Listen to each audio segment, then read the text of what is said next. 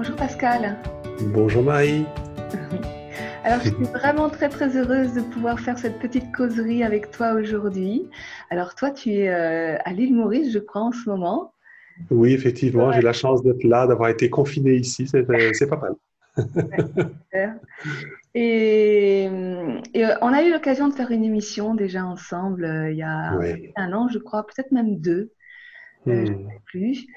Parce que toi, tu accompagnes les personnes, tu as toute une approche autour de la pleine présence à soi. exactement. Je me souviens que le sujet, je crois que c'était nourrir la présence en soi ou quelque chose comme Oui, ça, de c'est ça, mémoire. c'est Oui. ça, c'est ça. Mhm. Et puis, on a repris contact ensemble suite à la publication de ma vidéo sur la violence des femmes. Et tu as été extrêmement touchée par le Mhm. témoignage que je fais. Apparemment, c'est venu toucher des choses profondes en toi et toute une réflexion que tu as toi-même au sujet de la violence. Et comme je souhaite vraiment approfondir tous ces thèmes, parce que c'est vrai que cette vidéo, elle fait 8 minutes, mais à l'intérieur, il y a tellement de thèmes à approfondir pour mieux comprendre ce que c'est que cette histoire de violence, cette histoire de puissance aussi, hein, parce que tel que je le dis, notre puissance se trouve en germe dans dans la violence. Hmm. Voilà, je me suis dit, c'est super, on va faire une petite causerie tous les deux autour de tout ça. Et donc, le titre qu'on a choisi pour cette vidéo, c'est Au-delà de la colère. Hmm. Et donc, pour aller explorer un peu mieux, c'est quoi cette colère qui est souvent associée à à de la violence. Mais déjà, avant d'aller dans le vif du sujet, euh, est-ce que tu peux nous parler un petit peu de ton cheminement et puis bah, qu'est-ce qui t'a percuté aussi profondément dans cette vidéo, dans mon témoignage? Hmm. Oui, c'est bien de commencer comme ça parce que, quand tu disais tout à l'heure que j'avais fait une réflexion sur le sujet, c'est plus qu'une réflexion, c'est une expérience humaine, une expérience relationnelle. Ce qui m'a touché dans cette vidéo, c'est que j'ai été confronté moi-même euh, à la violence des femmes, à la violence des hommes, hein, à la violence en moi, à la violence en elles, et avec un sentiment de beaucoup d'impuissance face à de grandes blessures qui quand elles n'ont pas été reconnues, accueillies, portent souvent un grand sentiment d'injustice, de grande colère qui sont là et qui ont besoin d'être entendues. Ce que j'ai remarqué, c'est que parfois c'est même pas conscient, donc c'est difficile de dire tu devrais t'écouter et tout ça, parce que je vois bien que j'ai connu des femmes qui ont vécu des choses difficiles. On parle d'abus, et bien sûr que la colère est tellement légitime et en même temps est nécessaire en plus pour se repositionner, pour se pour reprendre sa place, pour fixer des limites, pour se protéger, tout ça est absolument légitime. Sauf que quand ce n'est pas conscient ou conscientisé, cette colère qui est une énergie de vie au service de la vie se transforme en violence, comme toute colère qui n'est pas entendue. Elle est donc retenue, contenue. Il y a même de la culpabilité parce que on ressent cette colère à l'intérieur de nous, que ce soit pour une femme ou pour un homme, et parfois elle s'exprime malgré nous. Et puis donc il y a tout déjà un combat intérieur par rapport à cette colère. Souvent elle est contenue et puis ça fait marmite à pression. Et puis alors là, ça sort comme un volcan, mais destructeur. Soit destructeur pour l'autre en face, qui n'a rien à voir avec l'histoire, qui n'a rien à voir avec l'abus, avec ce qui s'est passé, mais qui se ramasse tout. Et moi, ce que j'ai senti quand j'ai regardé la vidéo, c'est que j'étais très touché par la reconnaissance, ta reconnaissance de cette violence qui a pu vivre ou te traverser, vivre en toi ou au travers de toi. Et le fait de pouvoir prendre responsabilité pour ça, pour moi, c'est un signe de conscience de l'enjeu et surtout de conscience de ces endroits en toi qui ont besoin, qui ont été reconnus. tu as pu faire un chemin avec aussi donc ces parts blessées en toi et tout ce qui vient avec. Et donc pour moi, j'ai fait ce chemin en moi aussi parce que moi aussi j'ai des colères, moi aussi qui se sont transformées à des moments en violence, soit vers l'autre, soit envers moi-même, mais parce qu'elles n'avaient pas été conscientisées. Et à partir du moment où j'ai pu ressentir que ce feu, ce sentiment d'injustice, tout ça, c'est que ce soit moi envers l'autre ou alors dans, dans, dans comment dire, le fait d'être face à quelqu'un qui a l'air de m'en vouloir, qui a l'air d'être fâché avec moi, et de ramasser ça, il y a un sentiment d'injustice profond parce que je n'ai, comment dire, j'étais pas en tant qu'individu à l'origine des souffrances de l'autre, mais j'ai été mis inconsciemment aller dans une catégorie, on va dire appeler ça les hommes, et j'ai senti souvent que ça hurlait à l'intérieur de moi, je ne suis pas les hommes. Est-ce que tu peux me voir qui je suis? Mais je sais que quelqu'un qui est pris dans ses blessures ne distingue plus rien et juste dans la réaction. Et donc, il y a, je sens en moi comme une forme de tristesse, comme une conscience des dommages collatéraux, parce que bien sûr, j'y ai participé. Moi-même, j'ai été blessé. Moi-même, je ressens oui, les femmes, parfois, certains certains griefs, certaines réactions. Et heureusement, j'ai appris à reconnaître que si je me sens comme ça, c'est parce que justement quelque chose en moi est blessé, quelque chose en moi a été s'est senti pas respecté, maltraité ou que sais-je, et que ce qui est important, c'est pas comment dire, d'être à propos de ce qu'on m'a fait, mais d'être à propos de ce que ça m'a fait ou de ce que ça me fait, et d'être conscient que ces blessures-là sont toujours vivantes aujourd'hui et que c'est pour ça que ça se manifeste de cette façon-là, et d'être conscient aussi que quand c'est l'autre qui m'envoie son venin, entre guillemets, eh bien, c'est l'expression de sa blessure, c'est l'expression de son mal-être et de pouvoir être suffisamment large pour nous accueillir tous les deux. Autant l'homme que la femme dans dans ce dommage collatéraux parce que c'est Dans ce un miroir, cataclysme parfois. Hein. ouais. Et dans ce miroir, c'est peut-être aussi de percevoir, d'identifier qu'il y a peut-être quelque chose en toi qui reste identifié à les hommes. Ah Et mais ce quelque chose, complètement. toi qui reste identifié à les hommes, bah, du coup, se relie à les femmes. Avec, Exactement, voilà. exactement, tu vois. Et ça, c'est super important parce que justement, ça nous enlève, comment dire, le discernement.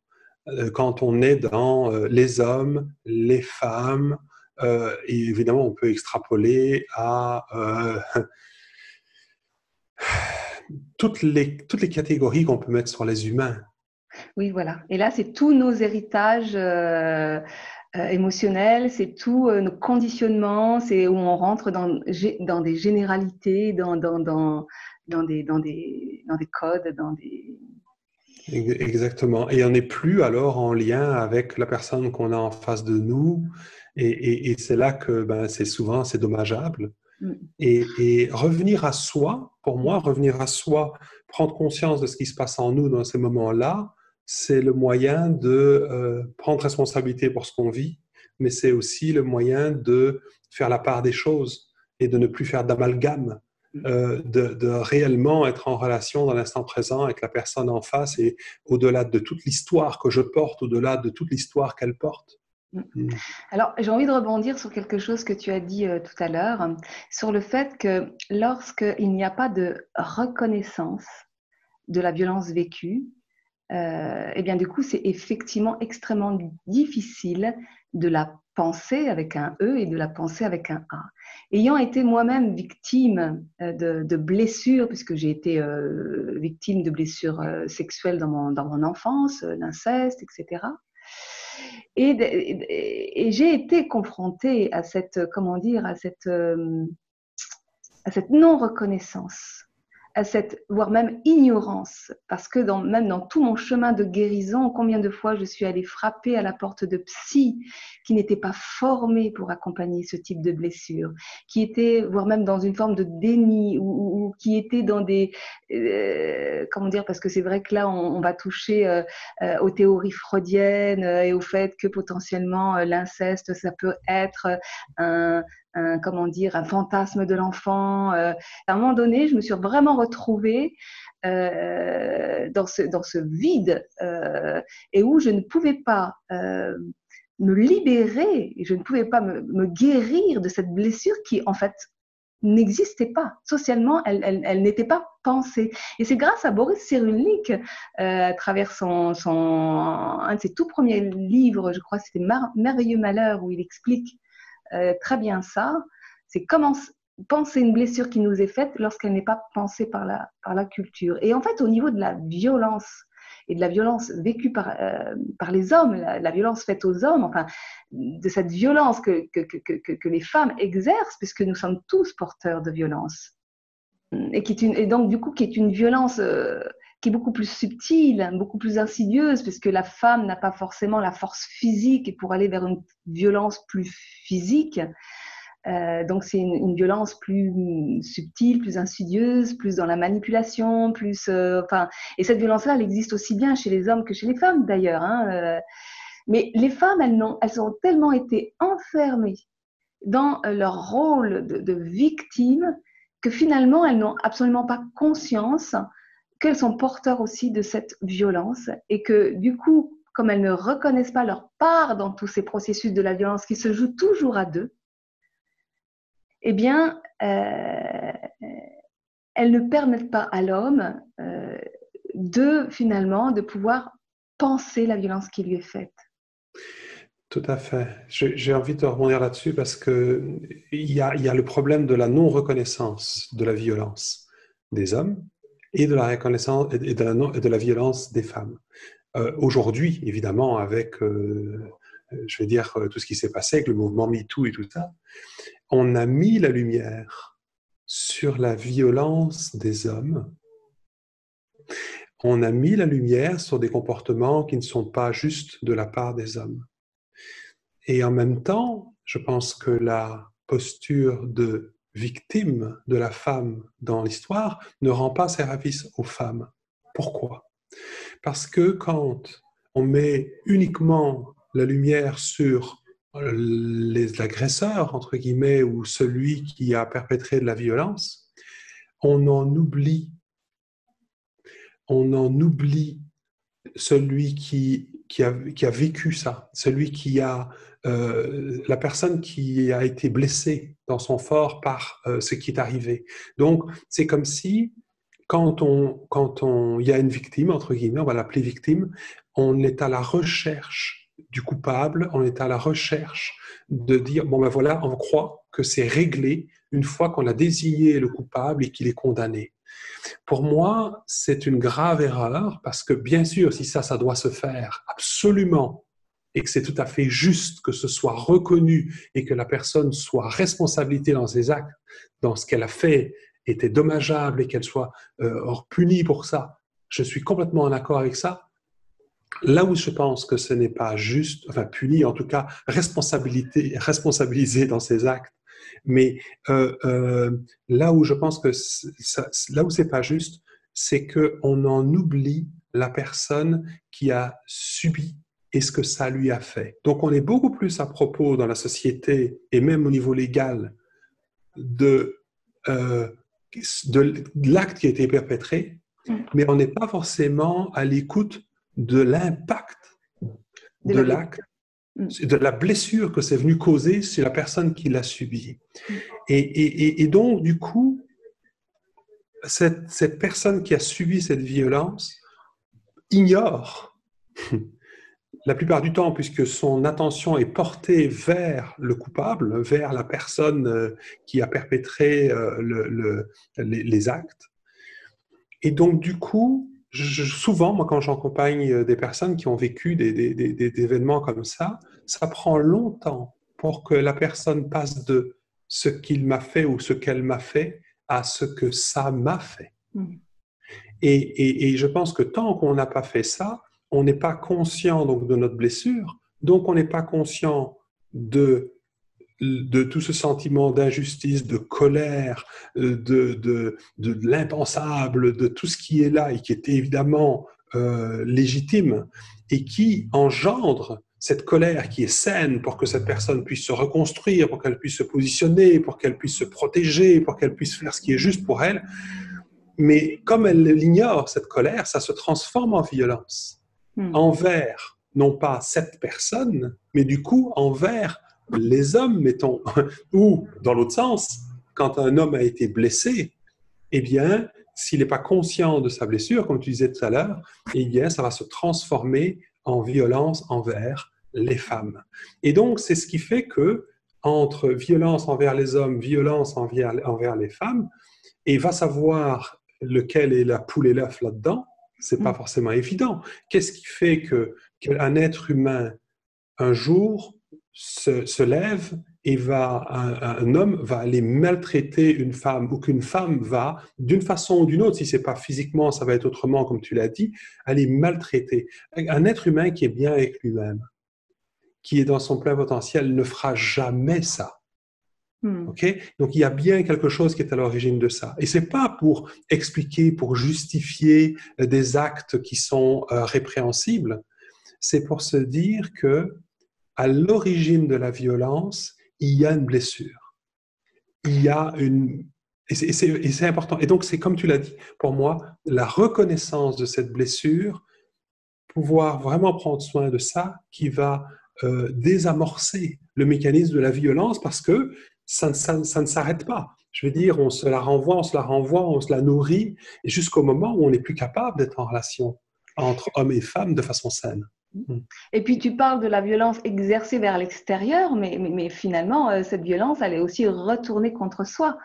Parce que finalement, la première violence dont nous sommes victimes, c'est celle de nier notre blessure. Elle est niée par l'extérieur, en focalisant sur l'agresseur, et elle est niée par nous-mêmes, puisque n'étant pas accueillis par personne, on ne peut pas aller l'accueillir. On ne sait pas même, on ne sait même pas qu'on a le pouvoir d'aller l'accueillir. Exactement. Et donc, du coup, on va réprimer, et donc toute cette colère, toute cette énergie de vie, finalement, qui aurait besoin de s'exprimer pour s'affirmer dans ses besoins et dans son territoire, eh bien, elle va être contenue, réprimée à l'intérieur, contre nous-mêmes, pour aller faire taire cette part, et elle va sortir par moments explosifs contre l'autre quand la blessure est réactivée. Exactement, parce qu'elle a absolument besoin d'être entendue pour pouvoir se guérir, pour pouvoir se libérer, pour pouvoir, comment dire, se transformer. Et comme nous, quand on est en posture de ne pas pouvoir y prêter notre oreille et à pouvoir être à l'écoute, eh bien, ça cherche l'écoute à l'extérieur, mais évidemment, comment dire, les autres humains ne sont pas forcément disponibles ou en capacité d'offrir de l'empathie pour quelque chose soit qu'ils n'ont pas vécu, ou pire que ça, c'est difficile d'obtenir de la compréhension de la part, mettons, je vais prendre l'exemple d'une femme qui aurait été blessée et qui aimerait tellement être comprise par l'homme en face, okay, dans ce qu'elle a vécu et dans comment elle aimerait qu'il soit avec elle et tout ça. Et en même temps, en voyant chez cet homme son agresseur, en voyant chez cet homme celui qui a perpétré sa douleur, sa blessure. Et donc, c'est malheureusement pas possible parce que quelque part, on se sent accusé de quelque chose qu'on n'a pas fait. Et c'est comme si on nous mettait sur le dos la responsabilité même de réparer un acte qu'on n'a pas commis. Et donc, il y a un grand sentiment d'injustice. Alors que si effectivement, que ce soit un homme ou une femme, on apprend, parce que ça s'apprend, je veux dire, on n'a pas été éduqué dans ce sens-là. Moi, je n'ai pas été éduqué dans le sens d'écouter ce qui se passe en moi, mes émotions, mes blessures. Mais par la force des choses, j'ai été obligé d'apprendre ça parce que, pris justement dans mes blessures, dans mes colères et dans ma propre violence, c'était un moment, une question de survie que d'apprendre à écouter ça. Parce que c'était autodestructeur, effectivement, de le garder pour moi, parce que je me sentais coupable de mes colères.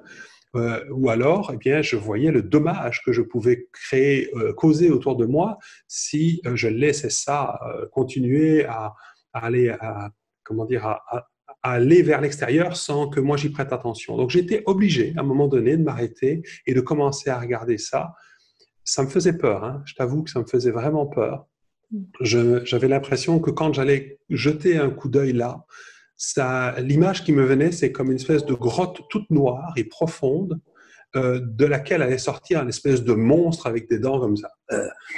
Okay. Mais vraiment, ça me faisait très peur d'aller regarder là. Et quand j'ai été voir à cet endroit, j'ai trouvé un enfant blessé, en fait. J'ai trouvé, au-delà de la colère, beaucoup de tristesse, beaucoup d'incompréhension, un endroit en moi qui était mais éberlué de dire mais enfin, mais comment est-ce possible? Comment est-ce que j'ai pu vivre ça? Comment est-ce qu'on a pu me faire ça? Tu vois? Et donc, en arrière de cette grande colère, de cette violence il y avait surtout un endroit meurtri, en fait, et qui avait besoin de compréhension, qui avait besoin que je le croie, que je l'entende, que que je lui offre toute mon écoute sans jugement, et c'est vrai que ça, c'est un apprentissage. Bon, et nous, c'est ce qu'on enseigne à l'Institut de l'auto-accompagnement, puisqu'il s'agit bien de ça, de pouvoir s'accompagner soi-même à partir d'un endroit que nous, on appelle la présence, c'est-à-dire un endroit où on peut être en relation avec les parts de nous qui sont blessées, à partir de qualités d'écoute bienveillante, de douceur, de compréhension, d'empathie, de compassion pour l'être humain en nous qui a été blessé. Parfois, c'est plus que blessé, c'est meurtri, hein. Je sais que j'ai accompagné des gens, et moi-même, j'ai des parts de moi qui se sentent meurtris à jamais. C'est pas comme s'il dit, OK, je vais aller écouter ça parce que allez, il faut que ça guérisse, hein. Non, non, non, non. Ouais. Ça a besoin d'être entendu dans tout son drame, dans tout comment ça se sent. Et même quand je dis drame, je veux pas qu'on l'entende de façon péjorative, de dire ouais, c'est un côté dramatique. Non, non, c'est un véritable drame pour certaines parts de nous, ce qui a été vécu, et ça a besoin d'être entendu en tant que tel. C'est-à-dire dans sa pleine expression de à quel point mon monde s'est effondré ce jour-là. Hein? Et ça a besoin d'être vraiment... Je pense qu'il n'y a que nous qui pouvons offrir cette qualité d'écoute à ce point-là. Parce que même si quelqu'un d'autre pouvait nous entendre, cette personne-là n'a pas vécu ce qu'on a vécu. Pour en revenir à cette confusion entre colère et violence, et pour rebondir sur tout ce que tu viens de dire, pour accéder à cet espace blessé au-delà de la colère, il s'agit donc à un moment donné d'aller accepter, de voir et d'accueillir cette colère. Parce que la colère, comme tu le dis si bien, c'est une émotion à la base qui est extrêmement saine et qui nous permet de nous affirmer sur notre territoire. C'est une énergie de vie au service de la vie et qui nous permet de poser nos limites, de nourrir nos valeurs. Et donc, elle est extrêmement saine. Donc, la colère fait partie de notre énergie de puissance. Sauf que dans la culture, on nous apprend très tôt dans notre vie que s'affirmer sur non, je veux garder mon jouet, non, j'ai pas envie de prêter ça, non, bah, tout de suite on est étiqueté comme égoïste, on est méchant, on est enfin c'est pas du colérique, on est voilà, on est condamné, jugé, c'est mal, et donc voilà, donc la colère, elle est très vite associée à de la violence, à de la méchanceté. Et donc, comment aller accueillir cette part-là? Oui, oui, ok. Alors, d'abord, effectivement, la colère a très mauvaise presse parce qu'elle est associée à la violence. D'accord? Donc, la colère des hommes ou des femmes est très mal acceptée parce qu'on l'associe à la violence. Et je le répète, la violence est la conséquence d'une colère qui n'a pas été entendue, qui n'a pas été accueillie à l'intérieur de nous. C'est comme ça qu'elle se transforme en violence. Mais la plupart des êtres humains n'écoutent, ne sont pas en capacité d'écouter leurs émotions et parfois le sont pour écouter leur tristesse, pour écouter d'autres émotions, la peur, mais pas la colère, parce que justement, ça, c'est pas bien. Hein? J'ai même dans certains milieux de non-violence, on prône le fait de l'accueil inconditionnel, mais on peut accueillir toutes les émotions, mais même là, la colère, puisque ce sont des milieux non violents, un caractère spirituel non violent, eh bien la colère est condamnée, alors que c'est une émotion comme les autres. Mais c'est bien sûr la violence qu'il faut condamner, mais certainement pas la colère. Et donc, déjà, le fait d'utiliser ce mot « la colère », c'est un petit peu comme on dit « les femmes » ou on dit « les hommes ». C'est une généralité et on n'est pas en lien avec ce qui est vivant à ce moment-là. Donc, plutôt que d'accueillir la colère en nous, moi, ce que j'aurais envie de proposer, c'est de reconnaître que quelque chose en nous est en colère. Une part de moi est en colère ou quelque chose, j'ai peut-être même envie de dire quelque chose plutôt qu'une part de moi, parce que même une part de moi, je ressens, est en colère. Comme ça n'a pas bonne presse, je pourrais ne pas vouloir ressentir une part de moi qui est en colère. Et c'est pour ça que dans notre processus, nous, on utilise ce mot « quelque chose », parce que pour ne pas, si tu veux, être identifié à cette part, à ce qui est là. Hein, et c'est complètement différent de dire je vais accueillir la colère. La colère, c'est quelque chose d'abstrait. C'est une abstraction, c'est un mot qui veut dire plein de choses. Si je reconnais et que je prends le temps de m'arrêter et de reconnaître, de dire oui, c'est vrai. Je ressens quelque chose en moi qui est en colère là maintenant. Ça devient concret. Je ressens un endroit dans mon corps, un point serré dans le ventre ou une pointe ici dans le thorax ou une boule dans la gorge, mais en tout cas, il y a la sensation, qu'est-ce qui me permet de savoir que je suis en colère ou qu'il y a de la colère à l'intérieur de moi, il y a une sensation de ça. Il y a une crispation, une tension quelque part.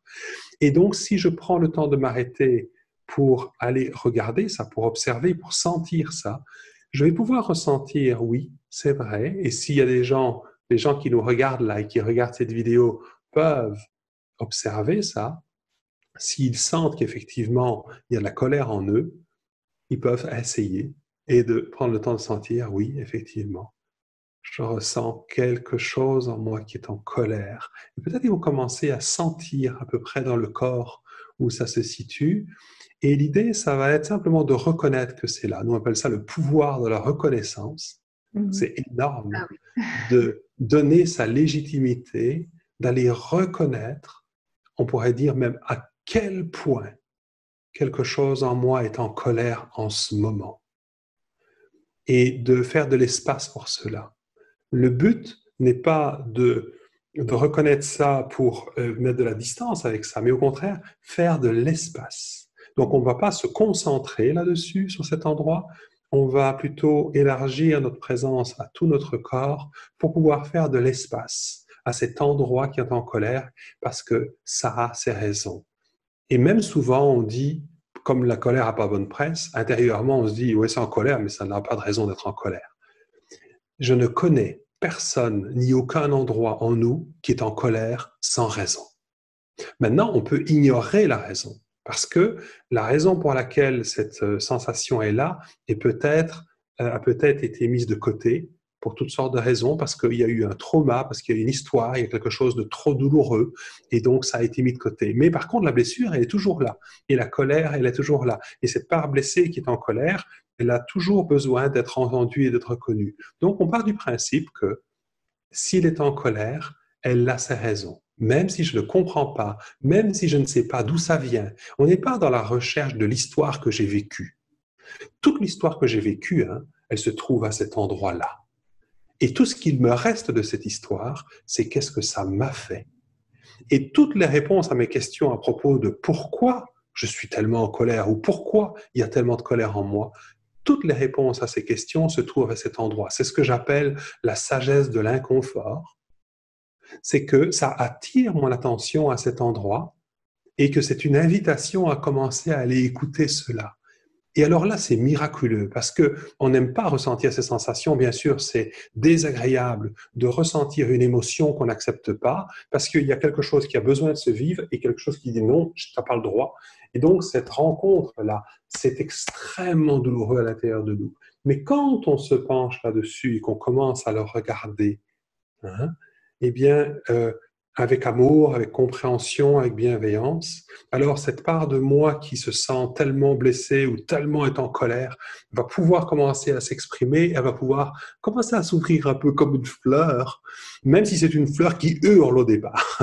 Mais si je peux l'entendre, tu sais, comme un enfant qui aurait vécu une injustice à l'école et qui rentre et qui hurle « Maman, j'en ai marre, je veux plus y aller !» Et OK, et on le laisse s'exprimer, on est un espace pour l'accueillir dans toute sa frustration, dans tout ce qu'il est en train de vivre. Et de la même façon, si je peux être avec cela, avec ce quelque chose, même si j'ai aucune idée d'où ça vient, maintenant, à l'intérieur de moi, eh bien, ça va pouvoir s'ouvrir. Et en même temps, je sais que c'est difficile de faire confiance en ce que je dis là, sans en avoir fait l'expérience, parce que moi, je sais que quand on m'a invité à aller rencontrer ce mal-être, cette douleur, cette blessure ou cette colère à l'intérieur de moi, d'abord, comme j'ai expliqué tout à l'heure, ça me faisait très peur.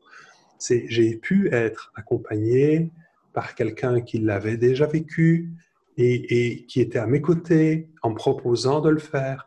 Et quand j'ai pu le vivre, le faire, j'ai été incroyablement étonné alors que je m'attendais en m'ouvrant à ça, à ce que ça devienne pire ou que ça m'envahisse ou que ça prenne tout le truc. Au contraire, c'est la première fois que j'ai senti un premier soulagement, que j'ai ressenti que la pression pouvait tomber un petit peu, que même cette part de moi qui était tellement en colère se sentait touchée et heureuse que enfin je lui accorde un peu de temps pour être avec et pour l'écouter.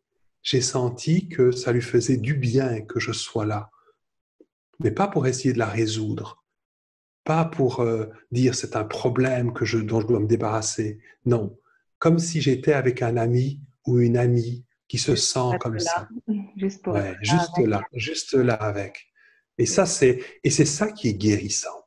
Je dis Ouais. souvent, il n'y a rien à guérir, il n'y a rien à réparer, rien à transformer, tout à aimer. Et Mm. quand je peux offrir cette ouverture, cet amour pour cette part de moi blessée, même si elle est enragée de colère, c'est une part blessée, si je peux lui donner tout mon amour, c'est ça qui va être guérissant. Mm. C'est une Et, conséquence. ouais. C'est Hmm. vraiment tout ce voyage à l'intérieur du corps et de nos ressentis. Et enfin, moi, j'ai vécu vraiment les mêmes expériences et c'est vrai que ben, je ressens que nos pratiques sont assez similaires. Et c'est comment, effectivement, dès lors que je viens mettre de la conscience, de la présence sur des zones que je considère comme étant monstrueuses, eh bien, à partir de ce moment-là, c'est magique. Et ben, ces parts, ben, non seulement on s'aperçoit qu'elles ne sont pas du tout des monstres, mais elles libèrent une énergie créatrice et tout un tas de dons, de talents absolument insoupçonnés aussi. C'est ça aussi la magie, hein. C'est-à-dire que non seulement elles ne nous mangent pas tout cru, mais bien au contraire, euh, elles, elle libère une lumière, quoi. Alors, tu parles aussi du fait qu'effectivement, il y a de la peur à aller rencontrer cette part-là, hein. Je dirais, il y a de la peur, il y a de la culpabilité. C'est pour ça qu'on les perçoit comme des monstres. Oui, C'est une part de nous qui a peur de ça, qui voit ça comme un monstre. Je me souviens de l'accompagnement que j'ai fait pour un monsieur en Suisse et qui décrivait une part de lui comme un monstre, mais comme les monstres de Alien, là, tu sais, tout noir avec des dents comme ça qui bavent, là, tu sais. Alors, eh bien, c'était la perception de cette part de lui par la partie de lui qui en a peur. mm, À partir du moment où il a dit bonjour avec ça qu'il est resté. Et surtout qu'il a dit bonjour à cette part de lui qui a peur. À partir Oui, du c'est moment où ça, c'est ça. Et il a oui, reconnu à quel point quelque chose en lui avait peur de cet endroit en lui qui était en colère, eh bien, il a commencé à voir cette part de lui en colère telle qu'elle l'est. Et ce monstre-là, de Alien, est devenu un petit chiot comme ça, et oui, tout penaud, ouais, et qui avait besoin de tendresse, de caresses et ouais. de... Ouais, Mais d'amour. c'est là, c'est tout le processus à travers lequel on passe, les étapes, parce que finalement, pour accéder à la partie blessée et à cette tristesse infinie, euh, il s'agit d'aller accueillir la colère, mais pour accéder à la colère, eh ben, il s'agit d'aller accueillir la peur, et pour accueillir la peur, eh ben, il s'agit d'aller accueillir la culpabilité. Donc, c'est tout un processus hein, on va ouvrir des portes et petit à petit, on descend dans les couches de plus en plus profondes de nos corps, de nos ressentis, pour accéder à notre trésor. On n'y va pas forcément directement et on rencontre effectivement plusieurs parts sur le chemin et celles-là aussi ont besoin de compréhension. C'est Ouais, pas comme si on dit je ne devrais pas me sentir coupable, je ne devrais pas avoir peur. ouais, Mais si, la voilà, preuve, voilà, c'est que voilà. c'est là. C'est Alors, ça. donc, ces endroits en nous qui se sentent coupables ou qui ont peur ont aussi besoin d'être entendus, d'être légitimés, d'avoir le droit de se sentir comme ça. Et c'est comme ça qu'elles se libèrent et qu'elles laissent la place, donc qu'elles ouvrent la Mm. porte ou le chemin ou la fenêtre à cet endroit qui a besoin, toutes les Voilà. parts de nous ont besoin d'écoute. Voilà, toutes les parts de nous ont besoin d'écoute. Il n'y a rien qui soit monstrueux et qui ne mérite Non. pas d'être vu, entendu, reconnu. Et c'est comme ça qu'on commence à, comment dire, à faire coopérer chaque part de nous, et ce qui nous permet bah, de nous unifier hein, quelque part. Hein. Tout Et à fait. voilà, bon, je vois, il y a l'heure qui passe et malheureusement, on va s'arrêter là. Oui, Et il y aura certainement d'autres vidéos pour aller continuer à approfondir avec plaisir. ces sujets-là. Merci Avec infiniment, plaisir. Pascal. Je t'en prie. Merci, Marie. Voilà, merci à vous de votre écoute. Et puis, bon, comme d'hab, hein, toutes les coordonnées sous la vidéo. Voilà. Merci.